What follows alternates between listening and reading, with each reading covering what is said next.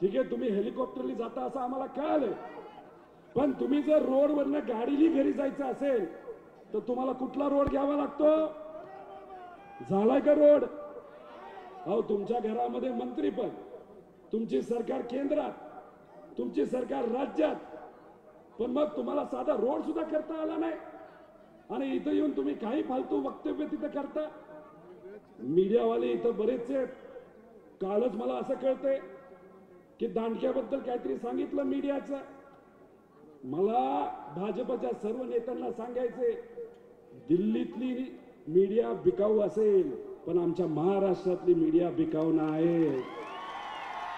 आता या मीडियाच्या आणि खास करून स्वाभिमानी मीडियाच्या लोकांना मी विनंती करेल, तुमच्या हातामध्ये जे दांड असतं, जे काय काठी असते ना, तर बूम असतो, त्या बूमचा कसा वापर तुम्ही करायचा हा तुम्ही तिथं ठरवायचा.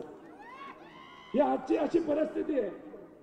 आपल्या शहरामध्ये जिथं आपण बसलो आहोत तिथं मला असं कळालंय की इथं ताबा गँग आहे, ताबा गँग. बारामती त्या भागामध्ये मलिदा गँग आहे आणि इथं काय? ताबा गँग. ताबा गँग काय करते? सामान्य लोकांची मोकळी जागा दिसली की कब्जा घेतला. मला इथं असणारे जे सीओ जे अधिकारी त्यांना एवढं सांगायचे, अरे गरिबाच्या जागाचे काय ताबा गँग घेताय आणि त्या ताबा गँगला तुम्ही आज जर सहकार्य केलं, 2024ला इथं सरकार हे आपल्या विचाराचं येणार आहे, तेव्हा तुम्हाला सोडणार नाही. त्यामुळे सामान्य लोकांना त्रास कुणी इथं दिला नाही पाहिजे. पोलिसांना सुद्धा विनंती करायची, तुम्ही सगळे त्या पद्धतीने वागत असताल असं मला वाटत नाही, पण तरी सुद्धा पोलिसांनी सामान्य कार्यकर्त्यांवर जर तिथं चूक नसताना सुद्धा कारवाई जर केली तर आमचं सरकार आल्यानंतर तुमच्याकडे सुद्धा आम्ही बघून घेऊ. कारण आज या देशामध्ये काय परिस्थिती आहे, काल एक सर्वे आला, अख्ख्या देशाचा सर्वे आला, त्या सर्वेमध्ये 50% जागा या इंडिया आघाडीला आणि बीजेपीला तिथं दिसत आहेत. म्हणजे 240-45च्या आसपास दोन्ही गट तिथं आहेत. काय म्हणत होते हे? 400 पार, 400. अहो, हे 200 पारच होणार नाही अशी या भाजपची परिस्थिती आहे.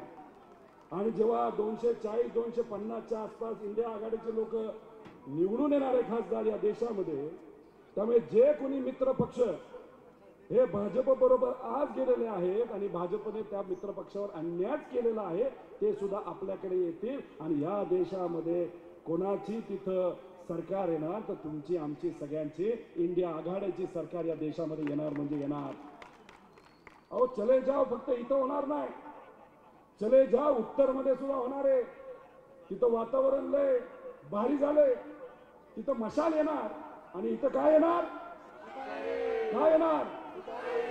पण मी तुम्हाला विनंती करतो, अनेक लोक इथं दबंगगिरी दाखवतील, बूथवर ताबा घेण्याचा प्रयत्न करतील, तुम्हाला अडचणी आणण्याचा प्रयत्न करतील, उगाचच कारवाई करण्याचा प्रयत्न तिथं करतील. पण दबंगगिरीची जी आजची परिस्थिती आहे ना, आपल्या या तालुक्यामध्ये आयटी सेंटर जसं आलंय ना, आले का नाही? आयटी सेंटर मध्ये कोण बसतं माहित नाही, पण खोटं आयटी सेंटर आहे. तसंच इथली दबंगगिरी सुद्धा खोटी आहे आणि तुम्ही जर एकत्रित आला तर दबंगगिरीला उत्तर तुम्हीच म्हणजे सामान्य लोक हे देऊ शकतात. इथं एमआयडीसीचा प्रश्न आहे. पवार साहेबांनी हे जे खासदार आहेत ते काय म्हणतात, राधाकृष्ण विखे पाटील साहेब काय म्हणतात, पवार साहेबांनी या भागामध्ये काय आणलं? मला त्यांना एवढंच सांगायचं, गेल्या 50 वर्षामध्ये तुम्ही इथं काय आणलं तेवढं फक्त सांगा. इथं तुम्हाला मेडिकल कॉलेज आणता आलं नाही का? कारण तुम्हाला प्रायव्हेट मेडिकल कॉलेज तिथं पाहिजे होतं. अहो, इथं प्रत्येक एमआयडीसी जर कोणामुळे आली असेल तर आदरणीय पवार साहेबांमुळे आले आणि काँग्रेसचं सरकार असताना थोरात साहेबांनी त्यावेळेस पाठपुरावा केला होता. तर मग उगाच हवेतला गप्पा आता बंद करा. तुम्ही ज्या ज्या गावामध्ये जाता तिथे तुम्हाला लोक नाकारतायत, कुठेतरी समजून घ्या.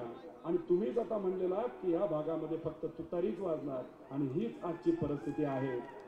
त्यामुळे मी तुम्हाला विचारतो, या सामान्य कुटुंबातल्या एका कार्यकर्त्याला दिल्लीला पाठवायचं का नाही पाठवायचं?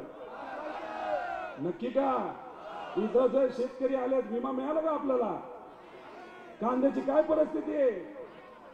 हा, ऊसाची परिस्थिती वाईट, एथेनॉल धोरणासाठी सुद्धा हे बोलू शकले नाहीत. अहो मराठा आरक्षणासाठी सुद्धा मराठी सोडा इंग्लिश मध्ये सुद्धा जर बोलले असते ना कदाचित आम्ही मानलं असतं.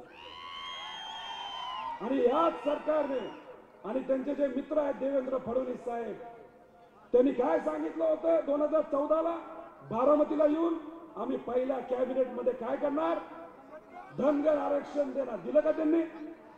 तुम्ही मराठा समाजाला फसवताय, तुम्ही ओबीसी समाजाला फसवताय, तुम्ही धनगर समाजाला फसवताय, तुम्ही लिंगायत समाजाला फसवताय. त्यामुळे तुम्हाला काय जमतं? फक्त फसवा फसवी जमते. आणि इथली जनता आता हे इलेक्शन ताब्यात घेतलं आणि इथं सत्ता बदल होणार म्हणजे होणार असा विश्वास या ठिकाणी माझ्यासारख्याला वाटतो. मला काही युवा भेटले, त्यांनी सांगितलं आम्ही पुण्याला